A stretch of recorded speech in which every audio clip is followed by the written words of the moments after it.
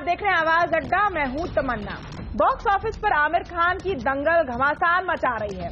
दूसरी ओर उत्तर प्रदेश में भी बड़े दंगल की तैयारी हो रही है, जिसमें आए दिन नए मोड़ आते हैं जो किसी भी फिल्म की स्क्रिप्ट से कम नहीं है। यूपी चुनाव के ताजा अपडेट में हमें पता चला है कि समाजवादी पार्टी, कांग्रेस और राष्ट्रीय लोक दल के बीच गठबंधन का फॉर्मूला लगभग तय हो गया है।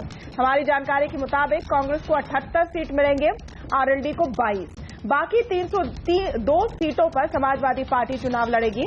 इसके अलावा अगर गठबंधन की जीत हुई तो कांग्रेस को उप मुख्यमंत्री का पद भी दिया जाएगा। इस बीच समाजवादी पार्टी वोटरों को परिवार की लड़ाई भुलवाने का कोई कसर नहीं छोड़ रही है। मुख्यमंत्री अखिलेश रिकॉर्ड स्तर पर प्रोजेक्ट्स को हरी झंडी दे रहे हैं ताकि उनकी विकास वाली इमेज बनी रहे। साथ ही जाति कार्ड भी खेला जा रहा है। अखिलेश सरकार ने 17 पिछड़ी जातियों को एसटी लिस्ट में शामिल करने का प्रस्ताव भी दिया है। यह अलग बात है कि इस पर फैसला केंद्र सरकार को लेना है। तो क्या अखिलेश के सारे दांव रंग लाएंगे? बीजेपी पर नोटबंदी का क्या असर पड़ेगा? बीएसपी अब कहां खड़ी है? इस सब पर आज हम चर्चा करेंगे आवाज अड्डा में। लेकिन पहले हम बात करेंगे लखनऊ में जुड़े हमारे संवाददाता प्रांशु मिश्रा से, जो सपा और कांग्रेस की गठबंधन की एक्सक्लूसिव जानकारी लाए हैं। प्रांशु, ये बताएं कि कांग्रेस के पास इस वक्त 28 सीट है यूपी विधानसभा में, तो समाजवादी पार्टी उनको 78 सीट और डेप्यूटी सीएम का पद देने के लिए क्यों मान गई है?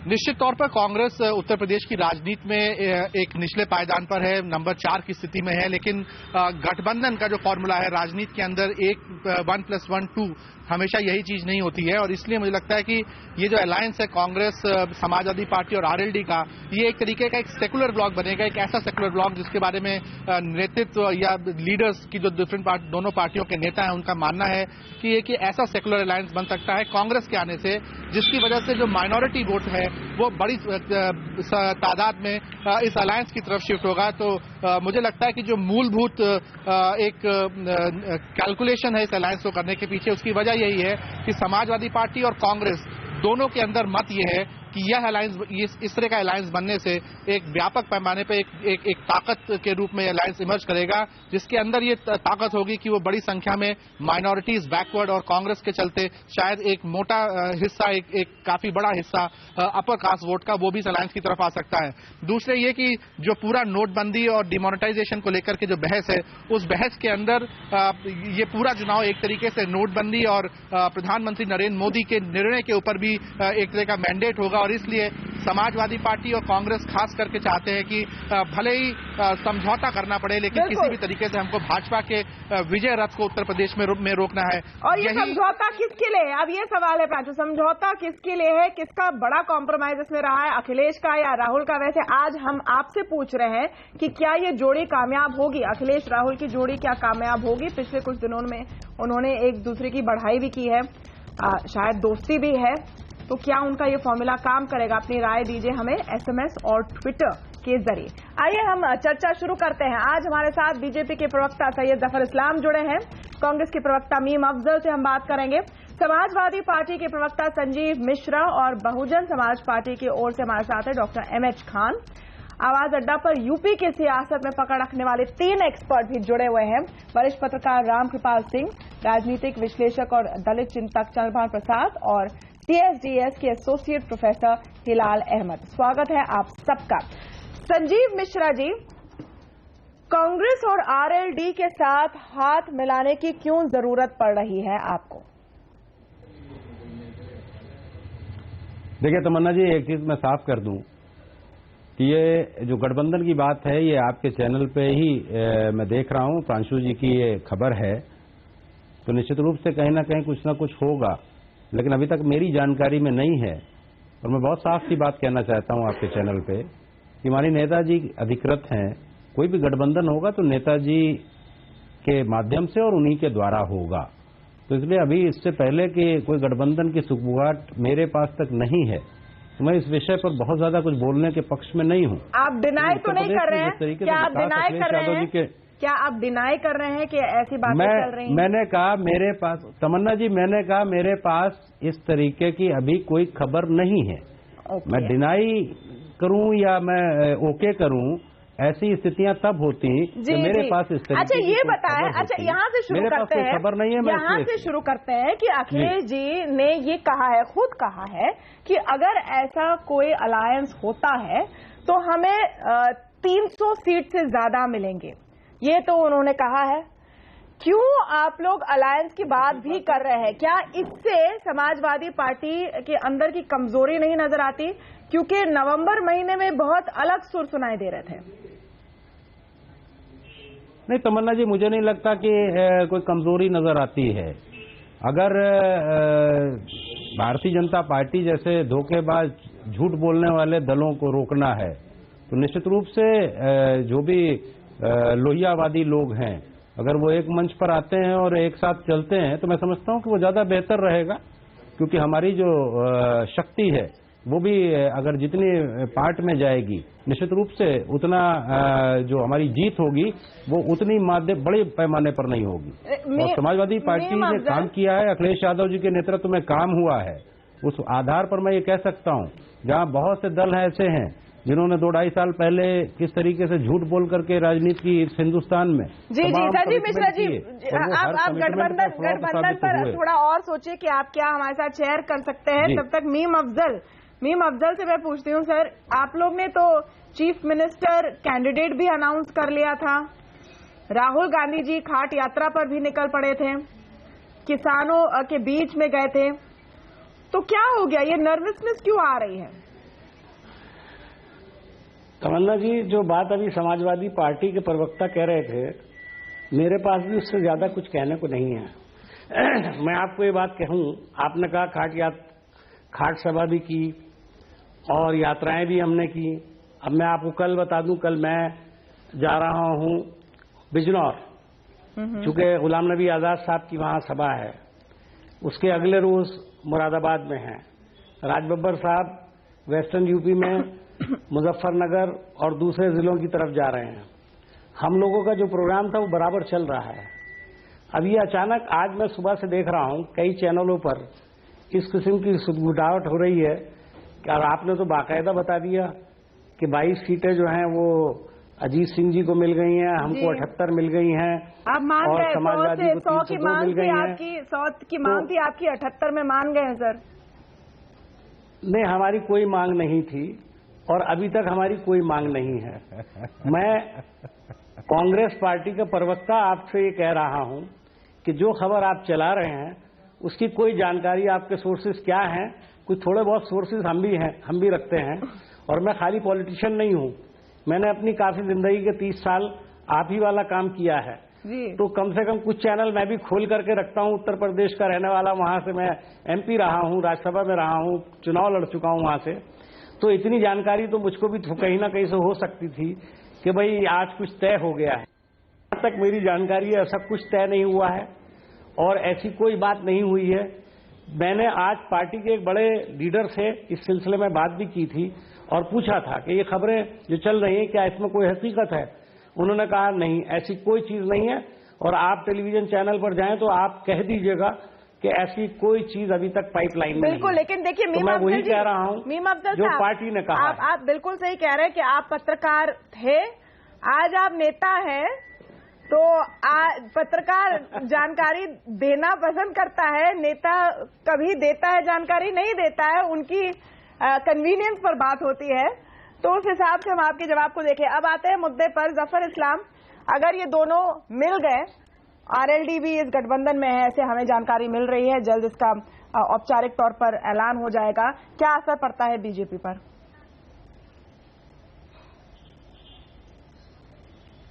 कुछ भी असर नहीं पड़ेगा। देखिए, सारे घबराहट दिख रही है समाजवादी पार्टी में, कांग्रेस में और RLD में, जिनका वजूद खत्म हो गया है, जिन पार्टियों का जिनको पूरी उम्मीद है कि वो प्रदेश की जनता उनको नकारेगी, वैसे लोग अपने हाथ मिलाने की कोशिश कर रहे हैं। इससे प्रदेश की जनता के जो दिल में एक जो भारतीय जनता पार्टी के बारे में एक जो बसा है कि उनको एक चांस देना है, वो उसमें कोई फर्क नहीं पड़ेगा। उसकी 3-4 इंपॉर्टेंट वजह है, जो रीजन है। पहला रीजन यह है कि समाजवादी पार्टी ने पिछले 4 सालों में, 4.5 सालों में कुछ नहीं दिया, और देखिए डेस्परेशन की यह हद है कि आज एकदम सुपरसोनिक स्पीड से वो ये अनाउंस कर रहे हैं प्रोजेक्ट। उन्हें मालूम है कि ये प्रोजेक्ट ना तो खत्म होगा, ना इम्प्लीमेंट होगा, ना एग्जीक्यूट होगा।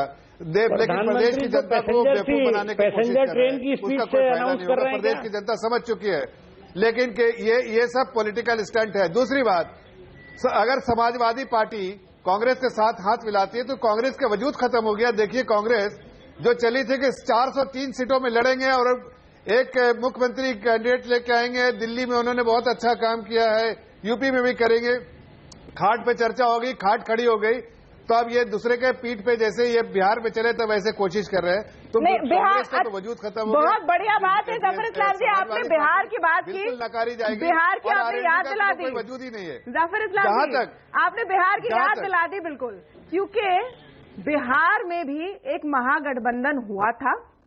उस समय बहुत सारे बीजेपी के नेता आए थे अनेक चैनल्स पर, हमारे चैनल पर भी, और उन्होंने यही बात की कि देखिए किस तरह की कमजोरी है और कैसे वो डेस्परेशन में एक साथ आ रहे हैं, और बिहार में जो हुआ हम सबको पता है।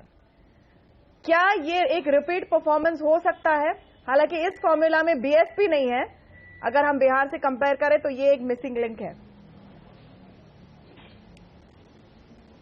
जी जफर इस्लाम। देखिए तमन्ना जी, बिहार में जो समीकरण था वो बहुत डिफरेंट था, और ये बिल्कुल दूसरा समीकरण है। यहां पर प्रदेश की जो अभी सरकार है उसके बारे में प्रदेश की जनता जानती है कि वहां गुंडा राज है। हर नुक्कड़ पे जो गुंडे मवाली रहते हैं और कहीं ना कहीं उनका समाजवादी पार्टी से लिंक रहता है। ऐसे में प्रदेश की जनता बिल्कुल नकारने के लिए बिल्कुल तैयार है। उसमें अगर कांग्रेस उसमें जाना चाहे तो 403 में लड़े या 78 में लड़े, उनका वजूद वही है, वही रहेगा। और आरएलडी की तो कोई पहचान ही खत्म हो गई उत्तर प्रदेश में, और लड़के अगर इनके स्थिति का साथ लेंगे तो शायद 2-4 वोट ज्यादा मिल जाए, लेकिन सीट नहीं मिलने वाली है। जब एनालिसिस हो रही है, और हम इसकी ठीक बात हमारे जो एक्सपर्ट्स हैं उनसे ये एनालिसिस मांगेंगे, लेकिन जो अब तक एनालिसिस हो रही है उसके मुताबिक अगर समाजवादी पार्टी, कांग्रेस और आरएलडी एक साथ आ गए तो बीजेपी को नुकसान भी हो सकता है, लेकिन बीएसपी को तय रूप से ज्यादा नुकसान होगा, क्योंकि जो आपकी दलित प्लस मुस्लिम कॉम्बिनेशन है उसमें ये सेंध लगा सकते हैं।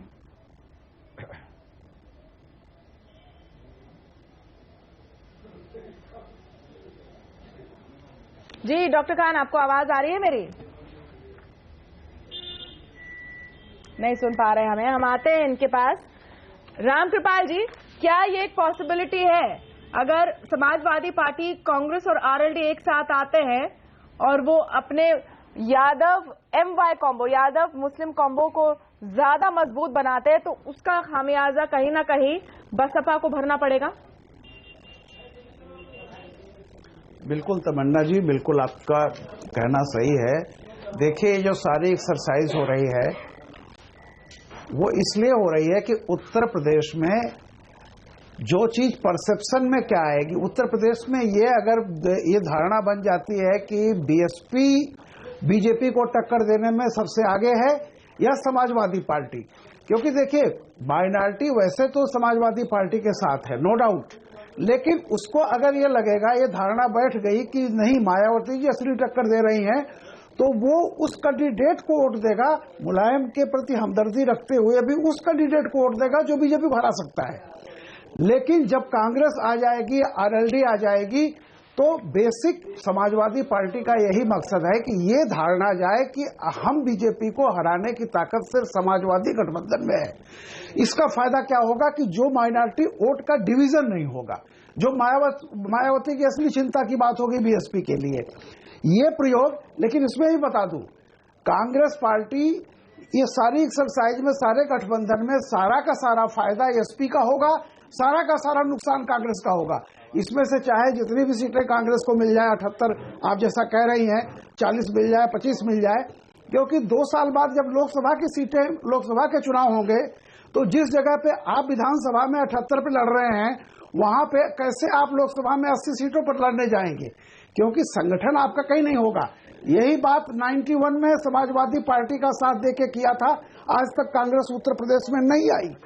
और फिर अगर आप ये करेंगे तो आप समझिए 2019 और 2022 के लिए आप अपने संगठन को भी तिलांजलि दे रहे हैं। वहां बात यह है कि भाई जो भी पार्टियां फैसला करें वो ठीक है, लेकिन निश्चित तौर पर समाजवादी पार्टी का फायदा होगा और माइनॉरिटी वोट को बिखरने से ये गठबंधन रोकेगा, इसमें कोई दो राय नहीं है। मीम अफजल जी, आपका कोई कमेंट? जो एनालिसिस अभी विश्लेषण रामकृपाल सिंह ने किया है कि अगर ऐसा गठबंधन होता है, क्योंकि जाहिर सी बात है सपा और कांग्रेस दोनों इस वक्त मानने को तैयार नहीं है, औपचारिक रूप पर ऐलान नहीं हुआ है, लेकिन अगर ऐसा होता है तो नुकसान आपका है मीम अफजल साहब? देखिए, नुकसान और फायदा सियासत में देखा जाता है। मैं जाहिर है अगर इस पर बहस करूंगा तो आप इससे नतीजा ये निकालेंगे कि जब मीम अफजल इस पर बहस ही कर रहे हैं, बात ही कर रहे हैं, इसके फायदे नुकसान भी डिस्कस कर रहे हैं, तो इसका मतलब ये है कि वो चाहते हैं। मैं सिर्फ इतना ही कहूंगा, फायदा और नुकसान तो हम बाद में देखेंगे, पहले तो इस गठबंधन के बारे में फजा जो है वो क्लियर होनी चाहिए। जहां तक मेरी जानकारी है अभी तक कोई ऐसी फजा बनी नहीं है, और उसके अंदर जो खबरें जिस तरह की आ रही हैं वो मुझे ठीक नहीं लगती हैं। इसलिए इस पर अभी बहस करें हम कि इसका फायदा होगा नुकसान होगा। आप जानते हैं कि अभी बिहार का जिक्र आपने किया जी। बिहार के अंदर जो हालत हुई थी, तो अगर मैं एक बहुत ही मोटी सी बात कर रहा हूं जो पॉसिबल नहीं है लेकिन की जा सकती है। जिस तरह से उत्तर प्रदेश में 3 खेमों के अंदर सेकुलर वोट बटा हुआ है, समाजवादी पार्टी, कांग्रेस पार्टी और बीएसपी, अगर आप तीनों को मिला दें तो मैं आपको दावे से कहता हूं कि 5 सीटें भी बीजेपी को नहीं मिलेंगी पूरे उत्तर प्रदेश के अंदर। 5 सीटें, बहुत जिम्मेदारी के साथ मैं कह रहा हूं।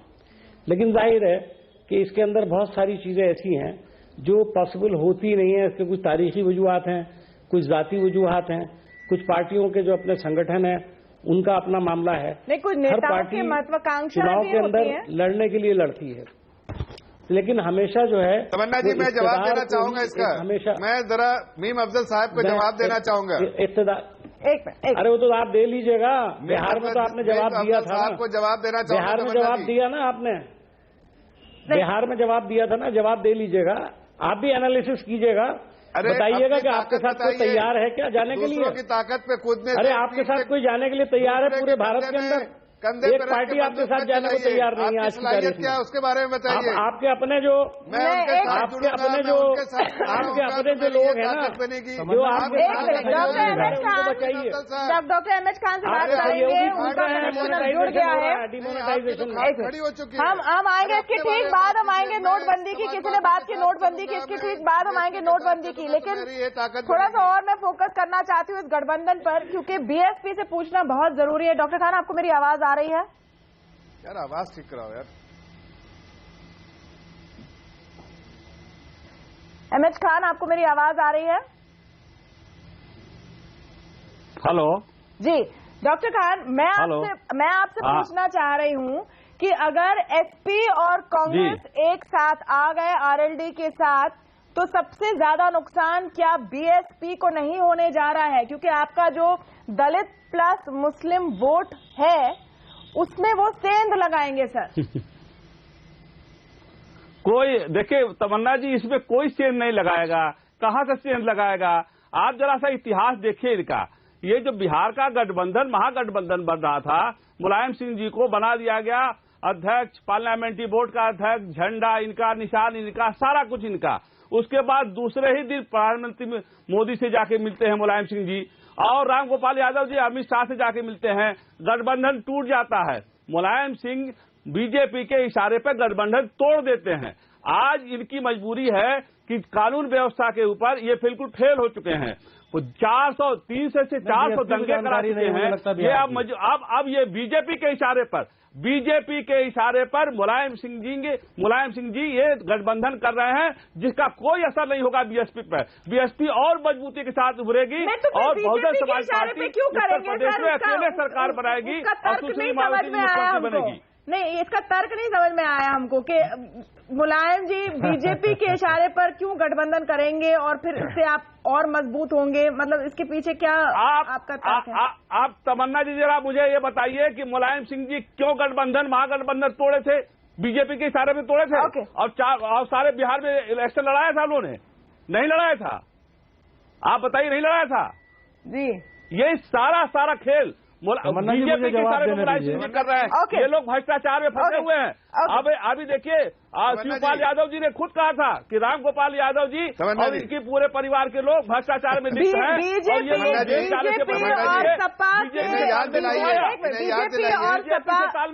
और सपा के प्रवक्ता जवाब देना चाहते हैं, लेकिन आपसे मैं थोड़ा सा पेशेंस मांगूंगी, क्योंकि मैं जानना चाहती हूँ राय यहाँ पर चंद्रभान प्रसाद और हिलाल अहमद की भी। तो गिव मी 5 मिनट्स, मुझे थोड़ा समय दीजिए। चंद्रभान प्रसाद जी, इस सब के बीच में किस तरह के समीकरण आपको नजर आते हैं? क्योंकि एक बहुत बड़ा हिस्सा, अगर हम गणित देखें यूपी के जातियों का, तो दलितों को रिझाने में एसपी और बीएसपी दोनों लगे हुए हैं। अखिलेश सरकार ने 17 जातियों को ओबीसी से एससी की लिस्ट में डालने का प्लान दिया है। उसको फाइनल तो केंद्र सरकार को करना है, लेकिन ये कोशिश किस दिशा में नजर आ रही है आपको?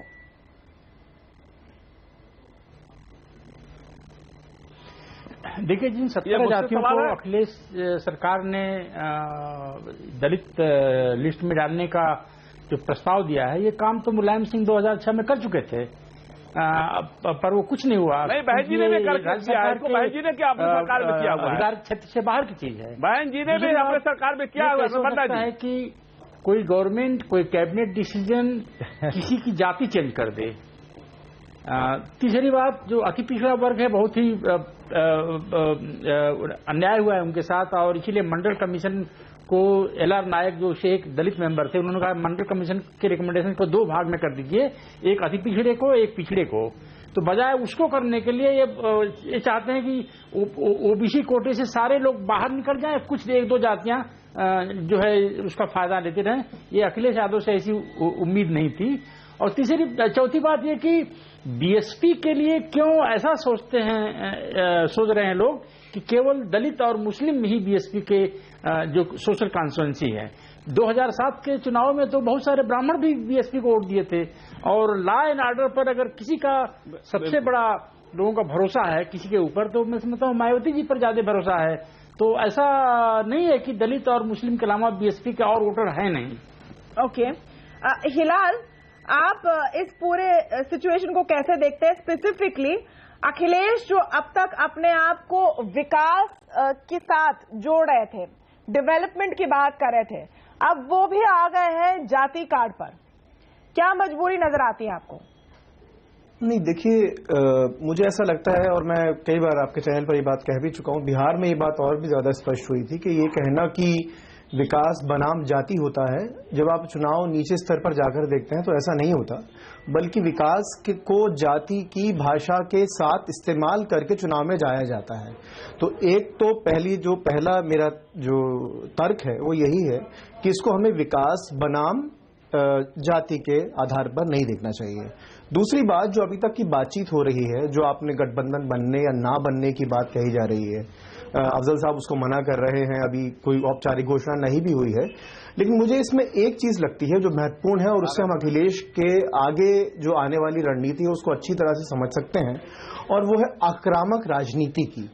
देखिए, भाजपा जो है उसको इस बात के लिए मुबारकबाद देनी चाहिए कि वो एजेंडा सेटर हैं। लगातार, चाहे वो 2014 से लेकर अब तक होने वाले चुनाव में, जिनमें वो हार भी गए हैं, लगातार वो एजेंडा सेट कर रहे हैं, और उस एजेंडा को या तो आप सपोर्ट करते हैं या उसका विरोध करते हैं।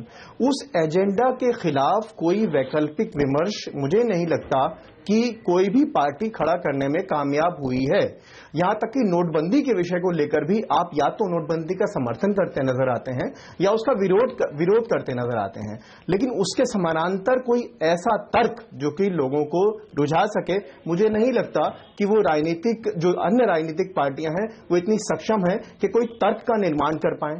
अब अगर ऐसी सिचुएशन आ जाती है अखिलेश जैसे व्यक्ति के सामने, तो आपके सामने 2 संभावनाएं हैं। एक कि आप विकास को जाति के संदर्भों में परिभाषित करना शुरू कर दें, या फिर जाति को, जैसे अभी जो 17 जातियों का आपने उल्लेख किया, कि जाति को आप विकास के संदर्भ में परिभाषित करना शुरू कर दें।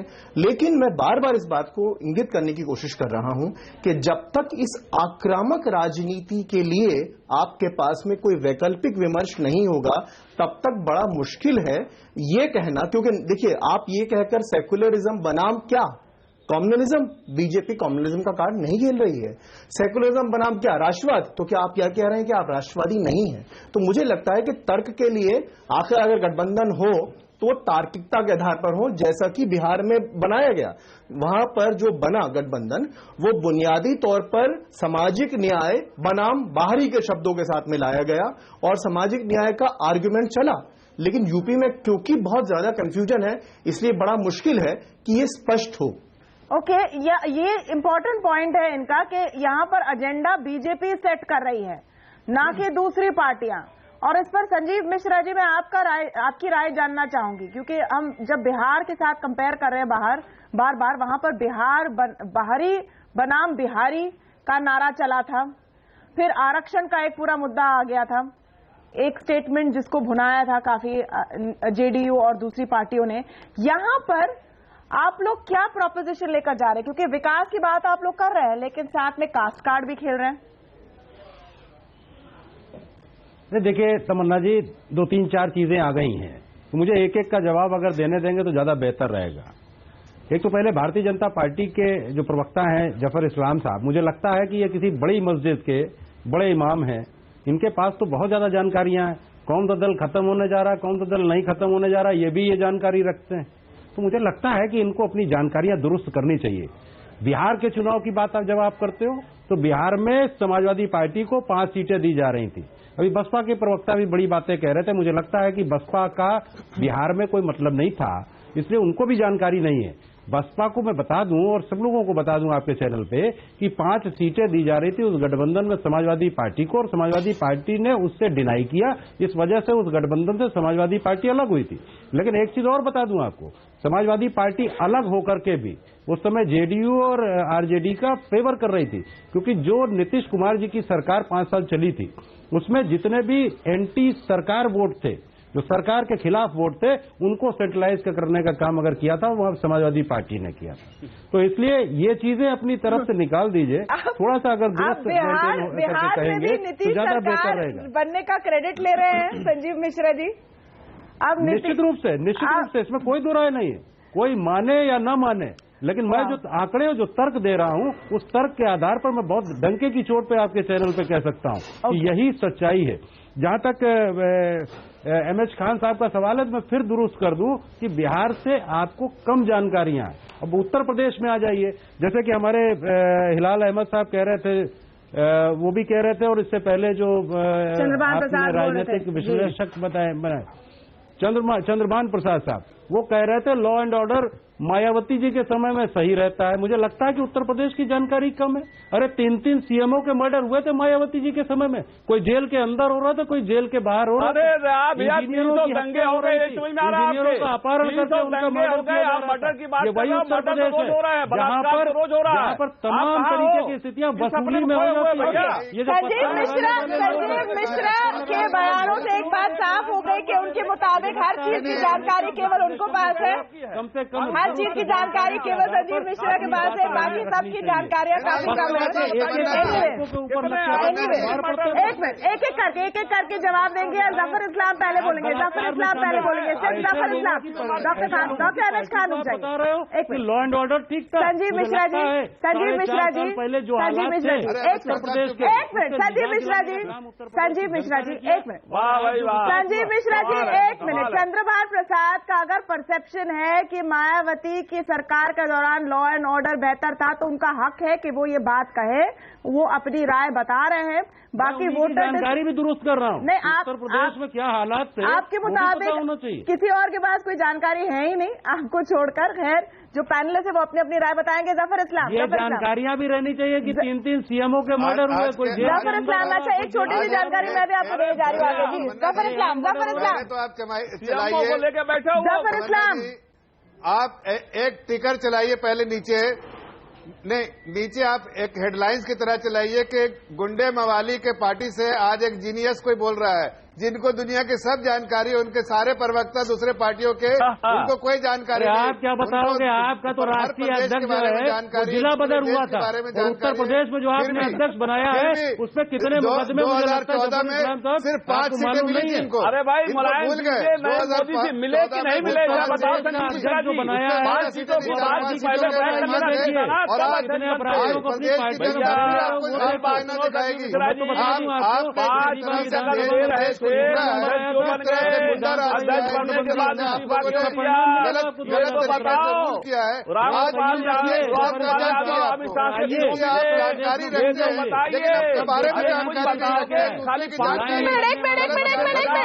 एक मिनट आप देखिए। अच्छा एक छोटी सी जानकारी मैं दे दूं, एक छोटी सी जानकारी मैं दे दूं कि अच्छा एक मिनट, एक छोटी सी जानकारी मैं दे दूं कि इस वक्त बिल्कुल मुझे बोलने दीजिए। बिल्कुल एक छोटी सी जानकारी मैं दे दूं कि इस समय आप लोगों को कोई समझ नहीं पा रहा है। बहुत जानकार, ये बहुत बड़े मस्जिद के इमाम है, इनको पहले प्लीज जरा बताइए। अच्छा एक चीज बताइए कि पर्सनल कमेंट्स और टॉन्ट मार के क्या होगा?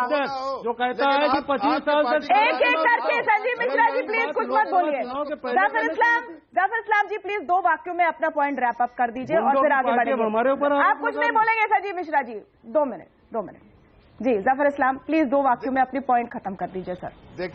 देखिए तमन्ना जी, देखिए इनकी डगमगाई हालत ऐसी है, इतने परेशान और हैरान और भौचाल इनके पार्टी में आ गया है कि इनको समझ में आ गया। वो बताइए, आपकी पूरी बात उन्होंने सुनी, बड़ा नारा दे रहे थे संजीव मिश्रा जी, आपकी पूरी बात उन्होंने सुनी। बोलने का मौका मिल रहा है, इसलिए आज हर दिन ये अनाउंस कर रहे हैं प्रोजेक्ट, ये जानते हुए भी कि इसको एग्जीक्यूट नहीं कर पाएंगे। अच्छा ये जानकार अपने पार्टी के बारे में आप जरा थोड़ा जानकारी। डॉक्टर एम एच खान इसको प्रोजेक्ट कर रही है, किस तरह का किसको डेवलप कर रही है? आपका डेवलपमेंट आपके स्टेट में क्या हुआ है? सेंटर का प्रोजेक्ट आपने एग्जीक्यूट नहीं किया। एम एच खान और इस तरह की बात एम एच खान को बोलने दीजिए। संजीव मिश्रा जी और जाफर इस्लाम जी, देखिए आप लोग ऐसा मत कीजिए कि मुझे ऑडियो कंट्रोल करना पड़े, बहुत खराब लगता है। आप सब सीनियर नेता है, ऐसा मत कीजिए। मैं प्लीज वार्निंग दे रही हूँ आपको, प्लीज ऐसा मत कीजिए। मेरे दर्शकों पर तरस खाइए। आप सब एक साथ बोलते हैं, कुछ समझ में नहीं आता, उनका टाइम खराब मत कीजिए। वो बैठ के आपकी बातें सुन रहे हैं। प्लीज जाफर इस्लाम आपका हो गया। अब एम एच खान बोलेंगे। समाजवादी पार्टी के प्रवक्ता को, बहुत जानकार प्रवक्ता एम एच खान बोलेंगे, एम एच खान बोलेंगे और कोई नहीं बोलेंगे, सिर्फ डॉक्टर एम एच खान बोलेंगे। प्लीज हम सबसे ज्यादा जानकार तो जी खान साहब। संजीव मिश्रा जी प्लीज। तमन्ना जी, अरे भाई यार, तमन्ना जी मैं ये कहना चाहता हूँ, राज मत दिखाओ। तमन्ना जी अब ये लोग सुनना नहीं चाहते हैं। यहाँ गुंडे मैं ये राज टीवी पे नहीं। तमन्ना जी मैं ये कहना चाहता हूँ, ऑडियो डाउन करना पड़ेगा मुझे बाकियों का। अभी डॉक्टर एम एच खान का ऑडियो जाएगा। जी doctor M H Khan ji बोलिए। जी मैं ये कह रहा हूँ, संजीव मिश्रा जी कह रहे हैं कि हमको 5 सीट मिल रही थी, इसलिए हमने गठबंधन तोड़ दिया। गठबंधन बनने के पहले सब चीज तय होती है कि गठबंधन बनने के बाद तय होती है? ये जब अध्यक्ष बने तो उसके पहले नहीं तय किया कि हमको 5 सीट मिलेगी, 10 सीट मिलेगी, और नरेंद्र मोदी से जाके मिल रहे हैं, देखिए हम बता रहे हैं आज की डेट में ये मुलायम सिंह यादव जी भारतीय जनता पार्टी के नरेंद्र मोदी के इशारे पे अगर गठबंधन हो रहा है तो उनके इशारे पे हो रहा है, और हमारे ऊपर कोई असर नहीं पड़ेगा। हम बिल्कुल हम सर्वजन सुखाए, जिसकी जितनी संख्या भारी उसकी उतनी हिस्सेदारी, ये हम देने जा रहे हैं। और कानून व्यवस्था में, मैं उत्तर प्रदेश में कानून व्यवस्था ला के दिखा दिया बहन जी ने, और फिर दिखाएंगी विकास के मामले में उनका कोई दिखाना चाहती हूँ, और दिखाना चाहती हूँ एक ऐसे मुद्दे पर ये मैं तस्वीरें दिखाना चाहती हूँ आप सबको, हमारे दर्शकों को, जो असली मुद्दे हैं। ये तस्वीरें हैं मुरादाबाद की, जहां पर MBA और B.Tech पढ़े हुए लोग नौकरी के लिए, सरकारी नौकरी के लिए आ रहे हैं। नाली सफाई की नौकरियां हैं। 1 लाख से ज्यादा लोगों ने अर्जियां दी है। हर जिले में 119 सीट है इस वक्त। ये मुरादाबाद की तस्वीरें हैं, और इसमें से ऐसे लोग हैं जिन्होंने MBA किया है, B.Tech किया है, ये आ रहे हैं नाली सफाई का काम करने के लिए। अनएम्प्लॉयमेंट नौकरियों की कमी, गरीबी, ऐसी चीजों के बारे में आज कोई क्यों नहीं बात कर रहा है इस चुनाव में? रामकृपाल सिंह जी, मेरा आपसे सवाल है और मैं चाहती हूं कि हमारे जो नेता हैं इस पैनल पर, अगर वो तस्वीरें देख सके या उन्होंने देखा होगा, वो सोचे कि वो क्या दे रहे हैं वोटर को। ये संजीव मिश्रा जी से पूछिए। तमन्ना रामकृपाल सिंह से मेरा सवाल है, रामकृपाल सिंह से मेरा सवाल है, जिन सज्जन का नाम रामकृपाल सिंह है वही बोल लीजिए। रामकृपाल संजीव मिश्रा और जफर इस्लाम पूछिए, जरा जानकार स्पोक्स पर्सन से पूछिए। रामकृपाल सिंह जी। नहीं, सपा भाजपा दोनों से पूछिए। बाकियों का ऑडियो मुझे थोड़ा सा डाउन करना पड़ेगा ताकि अपनी बात कर सकें। जी रामकृपाल जी बोलिए सर। अगर ये जी बोलिए सर, बोलिए सर। तमन्ना जी, जो आपने अभी सवाल किया है, देखिए, जब असली मुद्दों से भटकना हो तो कुछ एब्स्ट्रैक्ट, जिसको अमूर्त कहते हैं हिंदी में, कुछ अमूर्त नारे दिए जाते हैं। वो अमूर्त नारा है विकास का, बढ़ता उत्तर प्रदेश, अगला उत्तर प्रदेश, ये सारा है। तो ये जो एब्स्ट्रैक्ट टर्म होता है ना, अब आप वही जो बात कर रही हैं कि इतनी प्रगति हो गई कि आज एक MBA को नाली साफ करने के लिए उसमें सबको नौकरी नहीं मिलेगी। आप जितने बड़े संख्या में लोगों ने अप्लाई किया है, उसमें से मुश्किल से 2%, 4% लोगों को भी जॉब नहीं मिलेगा। यानी ये जो 4th क्लास का काम जो फिजिकल लेबर करने को तैयार हैं, उनको भी जॉब नहीं है उत्तर प्रदेश में। ये बात यही है कि इसलिए पार्टियां स्पेसिफिक चीजों से क्वांटिफाई करने से हमेशा भागती हैं।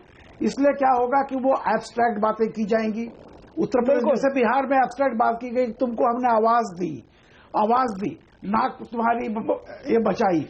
देखिए, ये कभी भी नहीं करेंगे और कोई भी पार्टी नहीं करेगी।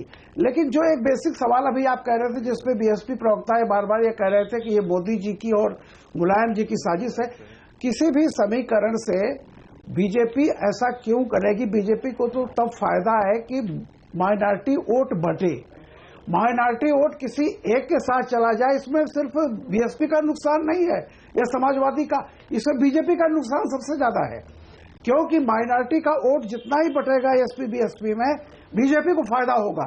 इसलिए मैं नहीं समझता हूं कि कोई भी बीजेपी का ये स्ट्रेटजी अपनाएगा कि वो चाहेगा कि समाजवादी पार्टी ऐसे पार्टियों से गठबंधन कर ले।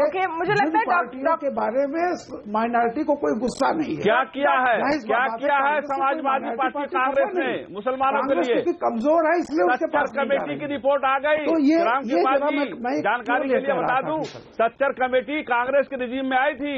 सच्चर कमेटी में कांग्रेस ने क्या किया मुसलमानों के लिए? मुसलमान वोट क्यों करेगा कांग्रेस को? दंगे वाली पार्टी के साथ क्यों जाएगा मुसलमान? जाएगा। रामकृपाल जी, जरा आप गौर करिएगा, आप बहुत वरिष्ठ पत्रकार हैं, आप सोचिए कांग्रेस के पास मुसलमान क्यों जाएगा साहब? सच्चर कमेटी आ गई, 1% उस पर अमल नहीं हुआ। 2000 कि मुसलमानों की हालत देखिए, बड़ा सवाल ये है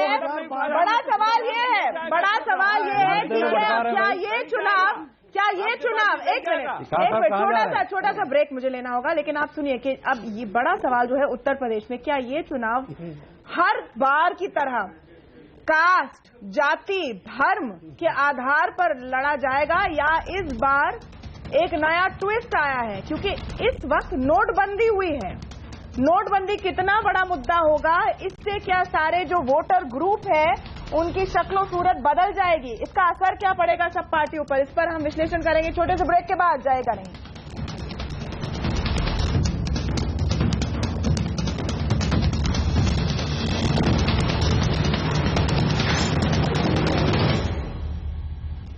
यूपी के दंगल में नए समीकरण बनते नजर आ रहे हैं। हमें जानकारी मिली है कि समाजवादी पार्टी, कांग्रेस और RLD में गठबंधन का फॉर्मूला लगभग तय हो गया है। क्या अगर राहुल और अखिलेश हाथ मिलाएंगे, उनकी जोड़ी क्या यूपी के दंगल में कामयाब होगी? इस पर हम आज आपकी राय मांग रहे हैं। आप बताएं कि आप क्या सोचते हैं इसके बारे में। आइए चलते हैं हम वापस डिबेट पे। चंद्रभान प्रसाद जी, नोटबंदी का हमने सवाल उठाया।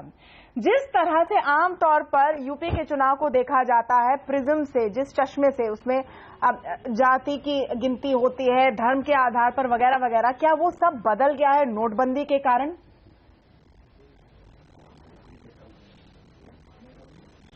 देखिए, इसके पहले मैं थोड़ा जो सवाल आपने उठाया था मुरादाबाद की जो आपने पिक्चर दिखाई थी, मैं सीतापुर के ठाकुर बाहुल्य गांव का पर रिसर्च कर रहा हूं। 2 महीने पहले मैंने एक बड़े अखबार में उस पर एक लेख भी लिखा था। उस ठाकुर गांव में पिछले 20 सालों में एक भी ठाकुर नौजवान को नौकरी नहीं मिली। करीब 40 नौजवान उस गांव में बेरोजगार घूम रहे हैं। तो ये बेरोजगारी की इतनी बड़ी समस्या है जिसमें हर जाति के लोग प्रभावित होते हैं, पर किसी भी पार्टी के प्रॉमिसेस में कि हम सरकार आने के बाद कुछ ऐसा करेंगे जिससे बेरोजगारी कम होगी, किसी ने इस पर कोई चर्चा नहीं की है फिलहाल अभी तक तो। और दूसरी बात, नोटबंदी की बात है तो नोटबंदी से उद्योग धंधे चौपट होंगे। इसमें बड़े उद्योगपति, छोटे व्यापारी परेशान होंगे और जो मजदूर यूपी बिहार से दिल्ली, बॉम्बे यहाँ वहाँ काम करने गए थे वो वापस जा रहे हैं। जिनको जमींदारों से मुक्ति मिल गई थी अब फिर वहाँ वापस जा रहे हैं, क्योंकि लोगों ने खर्च करना बंद कर दिया। पैसा है नहीं और है भी तो लोग खर्च नहीं कर रहे हैं। तो ये आने वाले 2-3 सालों तक मैं समझता हूं कि जो गरीब है, जो गांव से निकलकर शहर में एक नया कैरियर ढूंढा था, अनपढ़ था या हाई स्कूल ड्रॉप आउट था, उसके लिए बड़े मुसीबत के पहाड़ खड़े होंगे।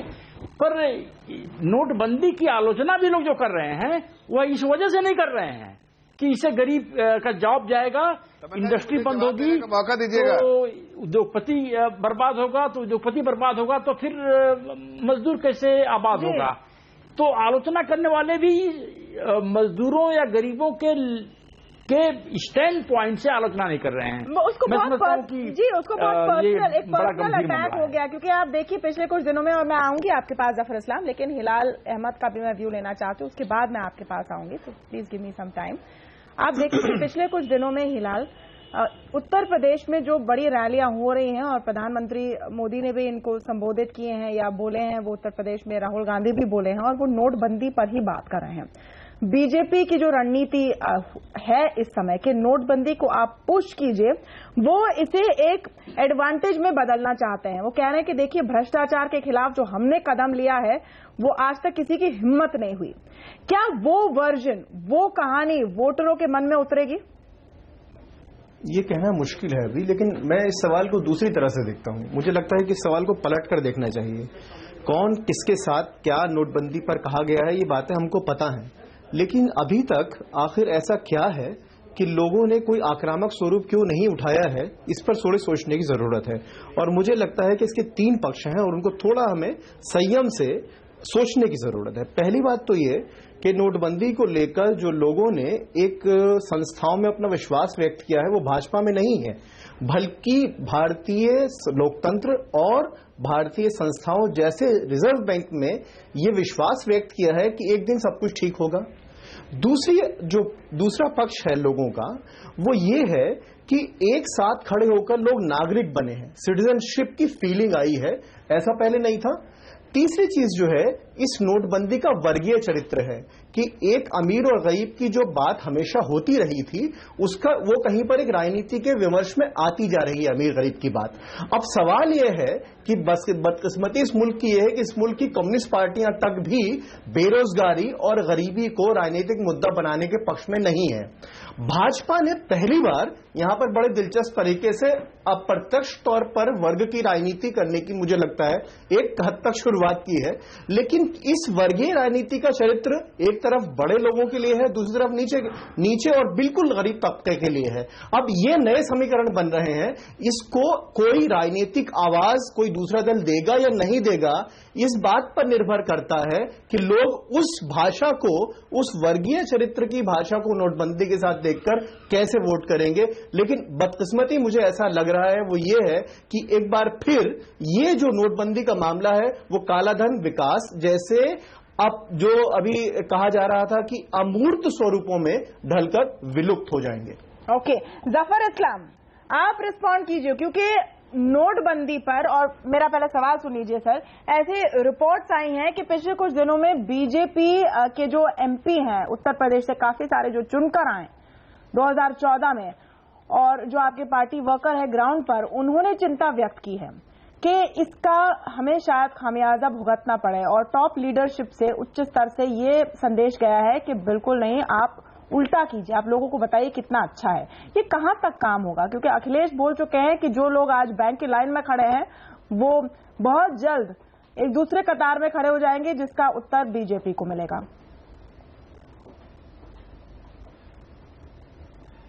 देखिए तमन्ना जी, सबसे पहली बात, जैसे हमारे हिलाल भाई कह रहे थे, आज देश में और देश की हर एक जनता, पहला कोई डिसीजन ऐसा सरकार का है जो एक डिसीजन से, एक सूत्र से, चाहे देश के हर वासियों को, चाहे अमीर हो गरीब, सबको बांध दिया है।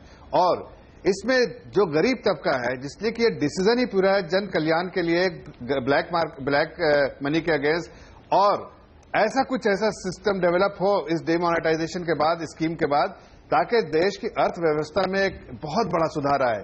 तो इस मंशा से ये डिसीजन लिया गया। ये पॉलिटिकली मोटिवेटेड डिसीजन नहीं है, मैं बार बार कहता हूं, इसलिए कि अगर कोई भी आदमी पॉलिटिकली मोटिवेटेड डिसीजन लेगा और कोई पॉलिटिकल लीडरशिप लेगा, तो उसमें जब वो उसकी एनालिसिस करेगा, देखेगा आम आदमी को थोड़ी तकलीफ होगी, तो वो कभी नहीं लेगा। लेकिन चूंकि देश से रिलेटेड है, देश के हित में डिसीजन लिया गया है, तो इसलिए हर देश और हिंदुस्तान का हर आदमी खड़ा, आप छोटे से तबके को छोड़ के देखिए, पॉलिटिकल पार्टीज को छोड़ के देखिए। करती हूँ कभी कभार, मैं उम्मीद करती हूँ जफर इस्लाम जी कि जब मैं सवाल पूछूं तो पार्टी के जो प्रवक्ता है उस सवाल का जवाब तो दे, उस सवाल के जवाब के पास तो भटके। इनके जवाब नहीं है।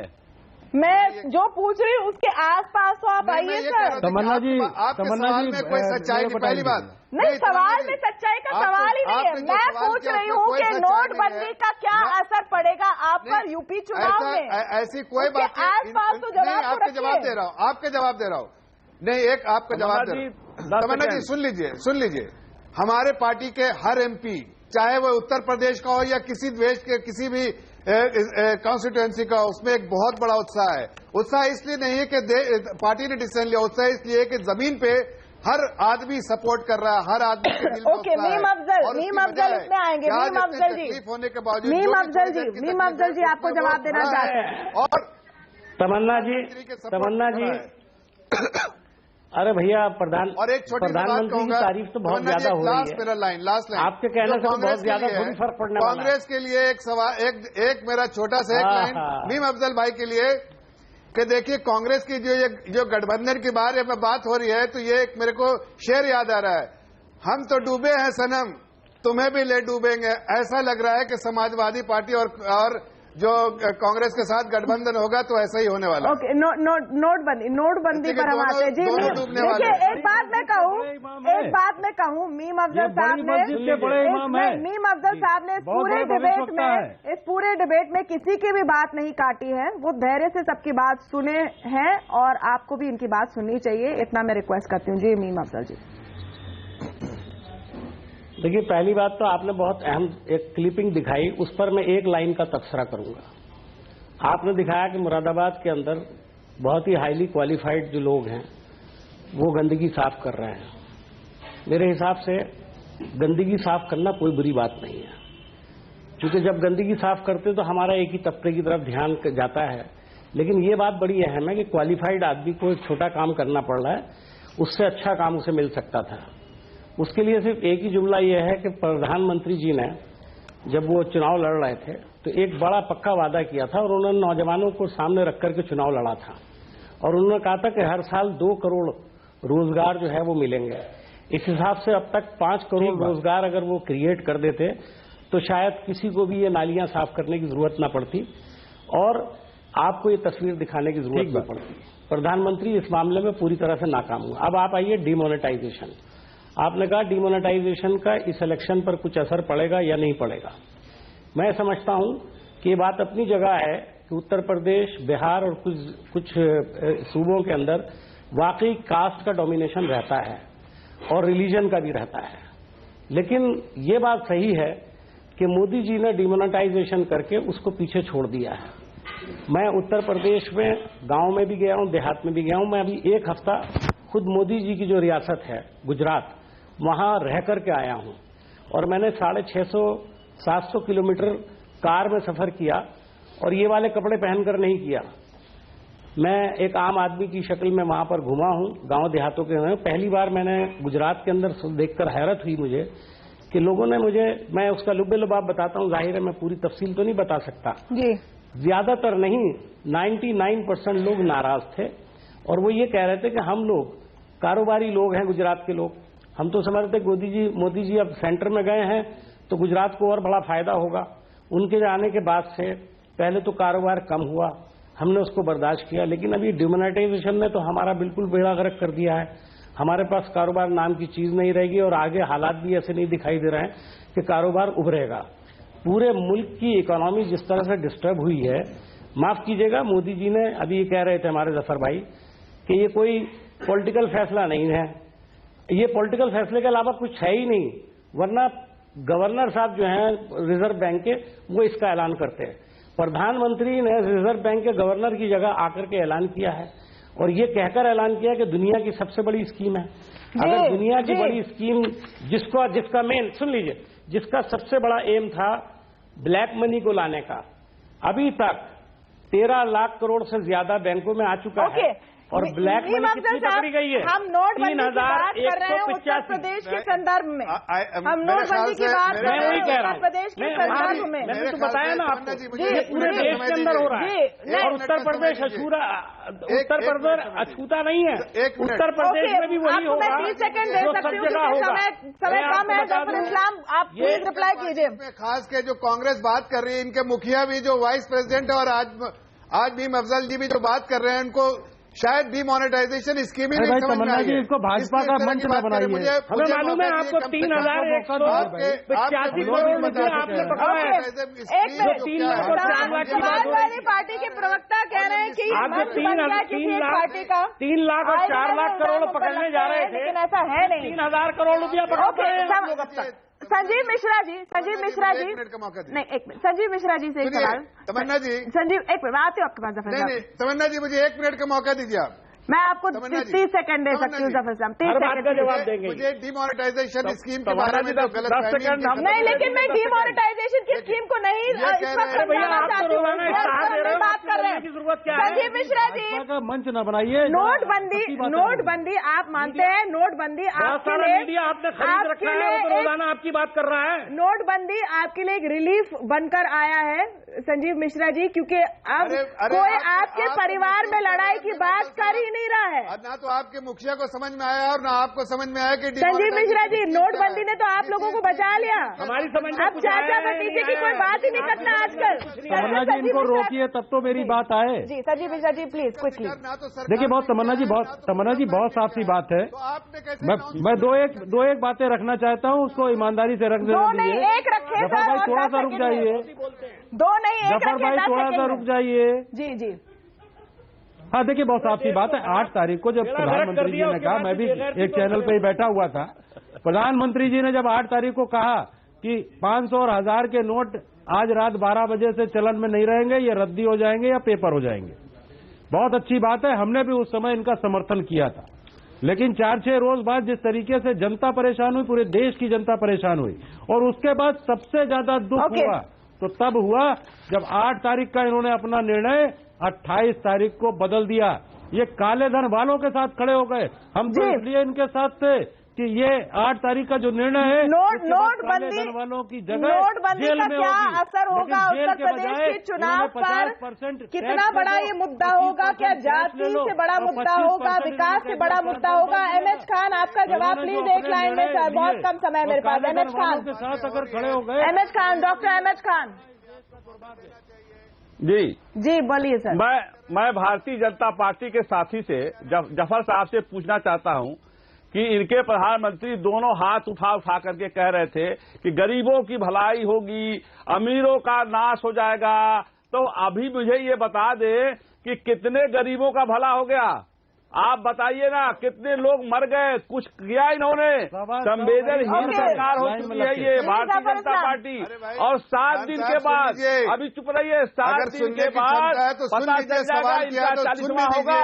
इनका अटल बिहारी वाजपेयी के सरकार को बहन कुमारी मायावती जी ने इनको 13 ही याद दिला दी थी।